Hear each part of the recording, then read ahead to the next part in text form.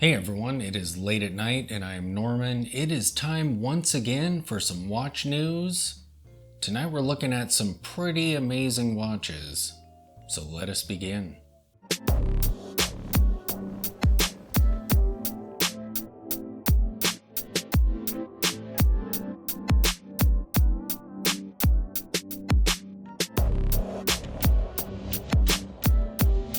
The first watch on my list is a Resence. I think that's how that's pronounced. Type 8 with a sage green dial. This is a domed watch with a flying saucer style case on it. It has a sage green dial, and the dial itself is a rotating plate with a marker on it, and that serves as the hour indicator. There's a sub-dial that also has a marker on it, and it rotates. That indicates the minutes. It has a 43mm case, and it's 11mm in height. These watches retail for about $12,000. So what do I think of this watch? First off, that green color is absolutely amazing. I love that color. It looks so great with the flying saucer case. And that's another thing that I absolutely love about this watch.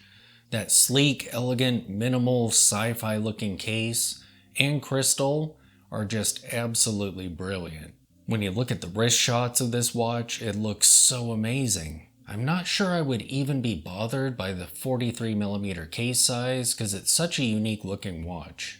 And apparently in person, that strange and unique dial is actually pretty intuitive to read. They are very spendy though, but they look absolutely amazing. And that watch comes to us from Worn & Wound.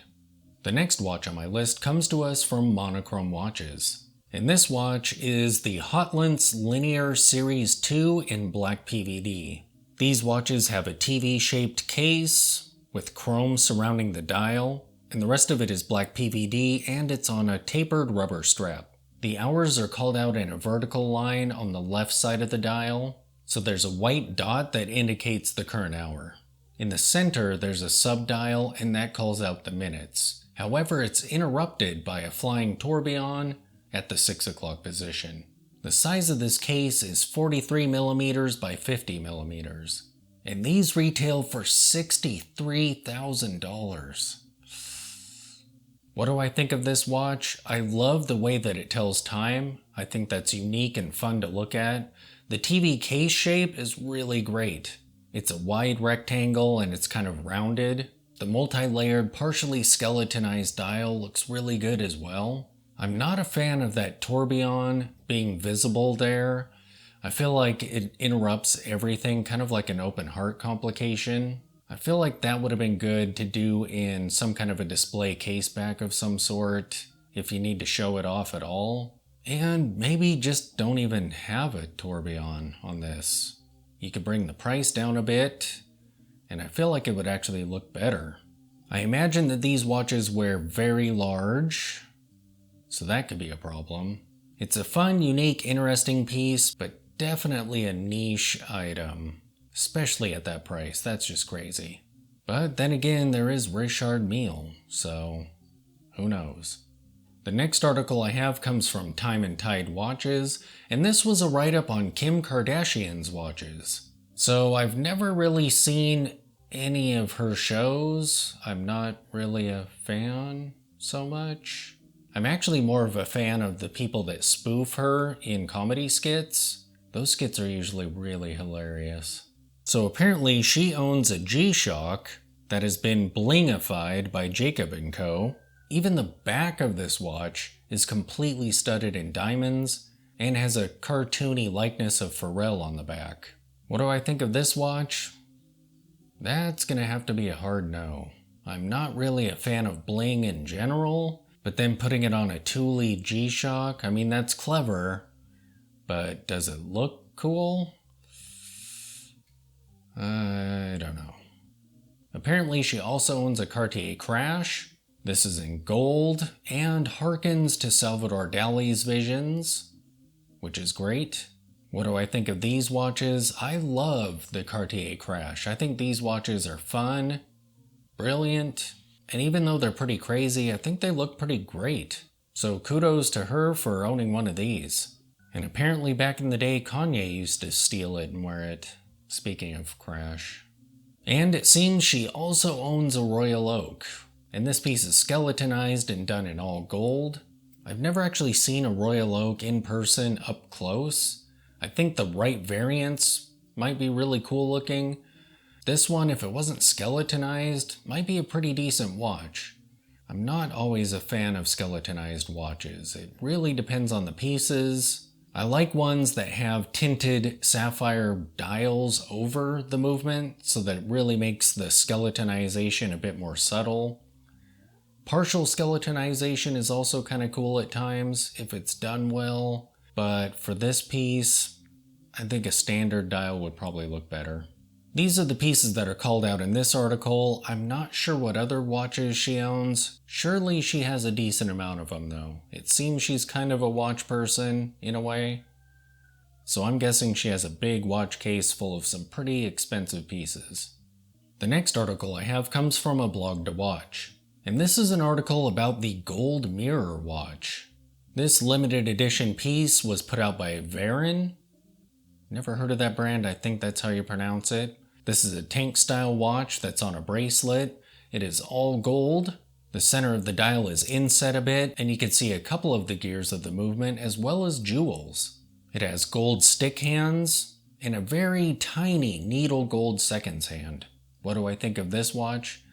I actually really like the look of this watch. It's not my personal style, but when I look at pictures of it, it looks pretty brilliant. I love the mirrored finish on every surface of this watch. The way they executed the dial was done really well. I like the way the subdial is inset, and I think the visible gears and jewels look really great on this watch. I'm not sure about the bracelet though. It would be interesting seeing it on a really nice dressy leather strap. But I suppose that bracelet's fitting all in all. I think they were kind of going for a 1970s look, and pretty much nailed it. But yeah, I actually like the way this watch looks. It's done in 18 karat gold, and interestingly, it retails for about $5,000. That's not too bad. And it has great proportions at 27 by 41 millimeters. The next article I have comes from watchcollectinglifestyle.com. And this is a write-up on the Singer Reimagined Flytrack On The Road X, the limited edition. This watch has a tonneau-shaped case. The dial is very interesting. It looks like it has a mystery dial in the center with the minutes hand attached to it. It has a center seconds, but for the hours, there's actually a ring that rotates around the edge of the dial. The hours and minutes markers are done in a nice orange ring that angles down kind of like a rehaut just on the inside of that hour band. And an orange triangle in the hour band points to the markers in that ring. These watches have a manually wound movement in them, and they're actually chronograph watches. They have 43mm cases, however, only 10 of these watches are going to be produced. Yeah, that's pretty limited. And apparently they retail for almost $29,000. What do I think of these watches? I love the orange that's in the dial. That color looks so great with the silver of the case and the black components of the dial and the hour ring. I love the way they did the mystery dial and the rotating hour ring on there, and the cap on the seconds hand looks great. The whole watch looks really nice actually. It's fun and sporty. You can see the automotive influences in it. I just feel like that price is pretty crazy for this piece. I'm sure that the mechanics that went into it are genius. I think they did their own proprietary movement in these watches. But when you look at the aesthetics of it, I feel like this would be more suited to $1,000 to $2,000. And seriously, only 10 pieces? That's just crazy. The last article I have comes from Monochrome Watches, and this is an article looking at the Seiko Presage Craftsman pieces. These are extremely elegant and complicated looking watches. There's a white dial piece done in enamel, and that has what appears to be a power reserve and a sub-seconds on it. The minutes hand is a leaf hand, and the hour hand kind of looks like something you would see in a pocket watch. It has a gold-colored seconds hand with kind of a crescent moon on the counterweight. There's a blue dial variant with some great-looking texture on it. And this is a variant of the enamel dialed one, with the same complications, and same hands. There's a great dark red, kind of a brick red colored dial one, and this one has a day and date complication that are done in semicircular callouts with a hand pointing at the current day or date. And there's a power reserve indicator on there. These watches also have the same hands. Each of these variants have a mix of Roman numerals and baton markers on them. They retail for between $1,500 and $2,000, and they're limited to 800 pieces. What do I think of these watches? I love their elegant appearance. Even though I don't own any, I'm kind of a sucker for watches that are overly elegant like this. I feel like if you're going to do a dress watch, either go completely minimal with sort of a Bauhausy style, or go fancy like these pieces. They are pretty thick though. Some of the models here are 14 millimeters thick, and that's with a 40 millimeter case. So I'm not sure about the thickness on these. I feel like if they were thinner, these watches would look absolutely great. Again, I love the hands that are on them. The complications, while they do make the dials kind of busy, aren't too terrible. But yeah, the overall elegance of these watches is just great. So that will do it for the news. Thanks for watching.